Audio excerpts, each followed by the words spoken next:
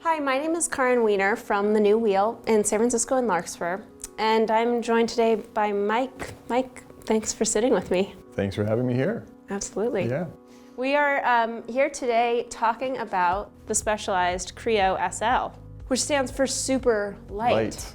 In fact, super light, it weighs 26-ish pounds, and it's an all carbon frame. So you've been riding it for a while. What's the ride feel been like? Super compliant, super smooth. It feels exactly like my road bike. It rides like a road bike, it feels like a road bike, it weighs like a road bike. The center of gravity feels like a road bike when I go around turns. It's fantastic. Had a great day on it. Where'd you ride?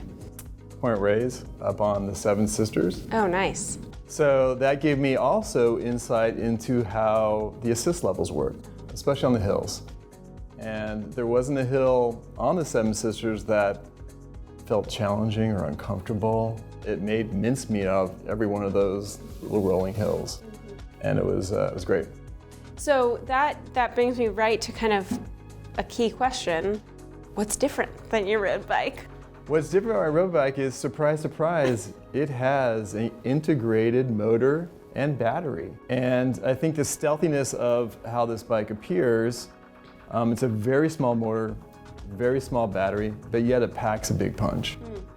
It's a 240 watt motor with a 320 watt battery. And you can see where the water bottle is, that's a range extender, so you can add 50% more battery to it, to a total of 480.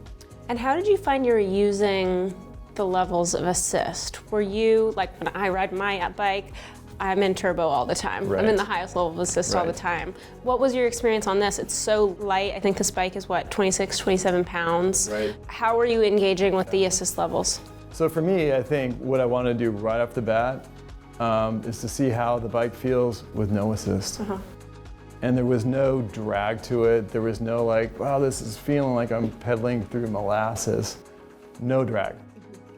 So you go up a level on assist and it just kind of kicks in and it allows you to go up a hill easily. Then you go up to level 2 and it's more easy. And level 3, it's just you're jamming up the hill.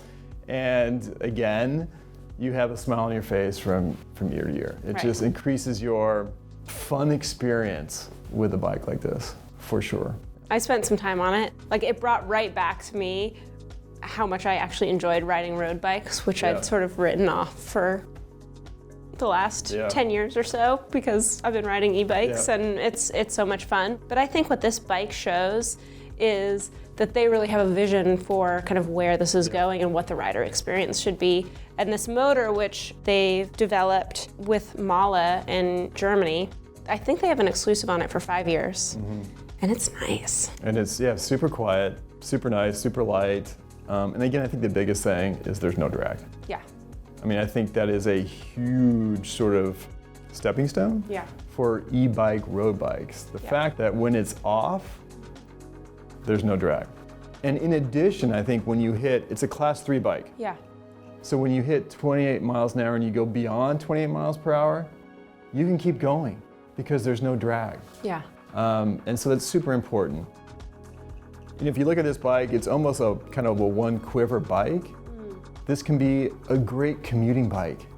Monday through Friday, you could put racks in the back, you could put panniers on the sides, and now it's your commuter bike. And remember, it's a class 3 bike, so you're beelining it to wherever you're going. Saturday and Sunday, if you want to join a group ride, you want to go on a gravel ride, you can do that as well. So I think it checks a ton of boxes on an all-around bike. For non-bicycle fanatics, a bike quiver is all the bikes that you have in your garage. Right. And usually there's somebody in your household who's not very happy about all those bikes. Without a doubt. And so there's this dream, which is to have the single quiver. Yes. And that's what we're referring to here. Yeah, for sure. And again, just going back to just some other specifics about the bike, the amount of clearance you have for bigger tires, you could put probably 700 by 40 Cs. That's a big tire. Yeah. So going back to your gravel experience or your commuting experience, that's great. Yeah. And then there's the app. And you can tune the way the bike assists in different levels, right? Yeah, so the app that Specialized has created is called Mission Control. And Mission Control lets you configure, customize peak wattage on different assist levels. For example, you could also say, hey, I want to ride this bike for 70 miles, and I want to have 20% of my battery left when I'm finished with that ride. Well, you type that into Mission Control, and then it will say, okay, well, these are the levels of assist that you will have to do for that 70-mile ride to accomplish having 20% left on your batteries. I think that's super cool. What I see in this is they took the sort of like weight weenie, the like weight obsessive qualities of your average road biker, and they applied it to this bike in the way that the battery is designed and built. Yep. And you know, the motor casing is lighter than most. And so that sort of this attention to detail is very cool. I think they saw different groups across, you know, whether you're a gravel person or a commuter or a hardcore roadie, maybe a slightly older hardcore roadie, all who are sort of obsessed with feedback. I think with that whole watt and Mission Control, you're getting that feedback. You can zip that data that you have to Strava and see how that's tracking. That will allow you to track your own fitness. You know, if you start off in winter and you're riding to spring, you can track your fitness wattage output. And all those things are important sort of variables that roadies like to read and scrutinize and highlight. And I think Specialized was in tune with that and plugged it into this bike. And so again, I think it just casts a wide net to a lot of people who would like to use this bike. And I think they solved it. One of the things that I hear from a lot of people who maybe used to ride a road bike or loved road biking and then stopped or whatever is concerns around safety. And so, you know, I think it's really meaningful that this bike has features like disc brakes, you know, the little bit of suspension in the stem that just is going to give you stability in your grip. And I think this nice sturdy and rigid frame that gives you like a real base to control the bike from. People will notice that when they get on.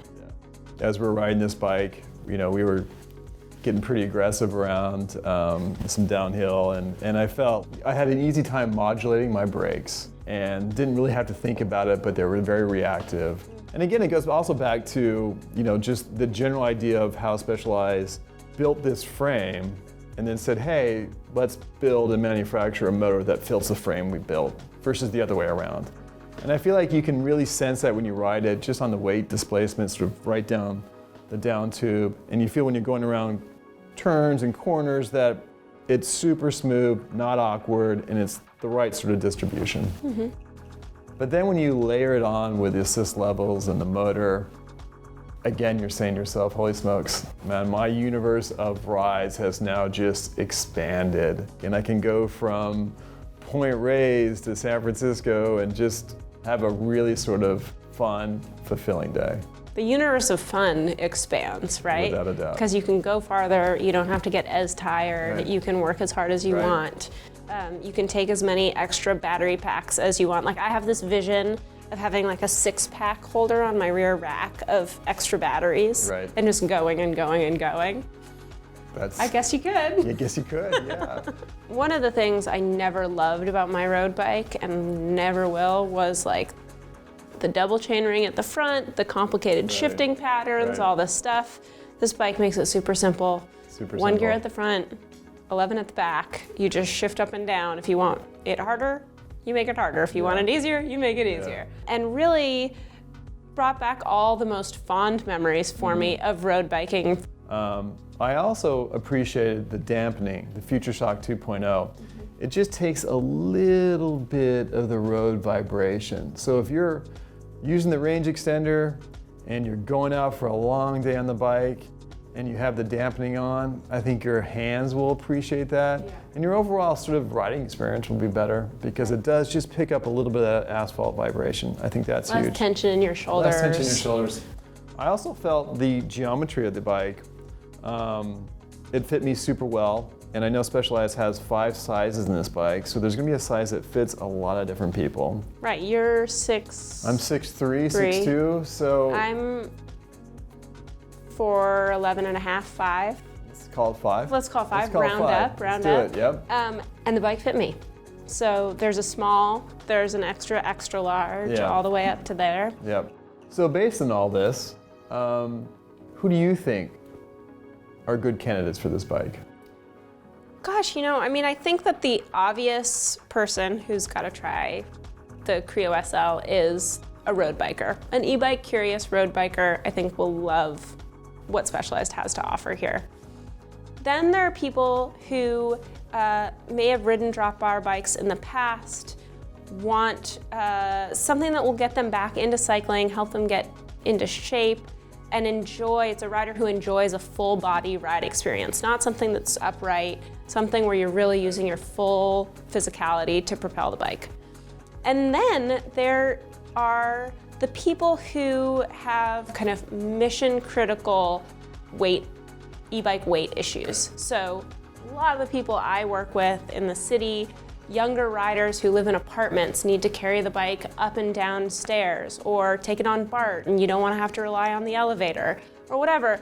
These are all people who could find enormous value in a bike like this and enormous joy. For sure. But really it comes down to the test ride and getting fit to the right bike and the right size and all of that. And that's what the new wheel is all about. We have a huge test ride fleet in our store, and by getting on the bike, we can help you really find a bike that will amplify your joy on the road. And I'm pretty sure I can guarantee to put a smile on your face when you're riding this bike. Absolutely. Yep. So come in, take a test ride. I'll be here. I will too. We can't wait to meet you.